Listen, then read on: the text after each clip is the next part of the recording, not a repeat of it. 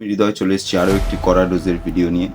তো আজকে কথা বলবো আমাদের সমাজে কিছু মেয়ে এবং কিছু মেয়ের বাবা-মায়েরা আছে যারা এরকম ধরনের চিন্তাভাবনা মাথায় নিয়ে ঘোরে যে আমি আমার মেয়েকে বিয়ে দেবো সরকারি চাকরিওয়ালা বা টাকা পয়সাওয়ালা কোনো ছেলের কাছে, যাতে আমার মেয়ে সুখে শান্তিতে ঘর করতে পারে। এবং কিছু মেয়েরা আছে যারা কলেজে পড়াকালীন বা যেকোনো সময় হয়তো পরিচিত কোনো দাদা হোক, ফ্রেন্ড হোক, তাদের সাথে একটু প্রেম-টেম করবে। তারপরে একটা বাবা-মার পছন্দ করা সরকারি চাকরিওয়ালা ছেলে বা টাকা পয়সাওয়ালা ছেলে দেখে বিয়ে করে চলে যাবে।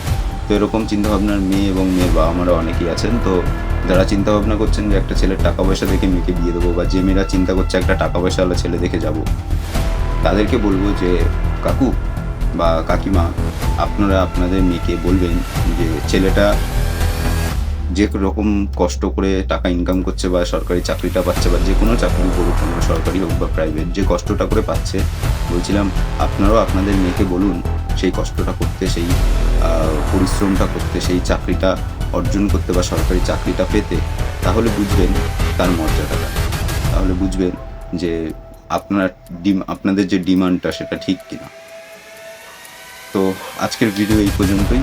দেখা হচ্ছে পরবর্তী কোনো কড়া ডোজের ভিডিওতে। নমস্কার, ভালো থাকবেন।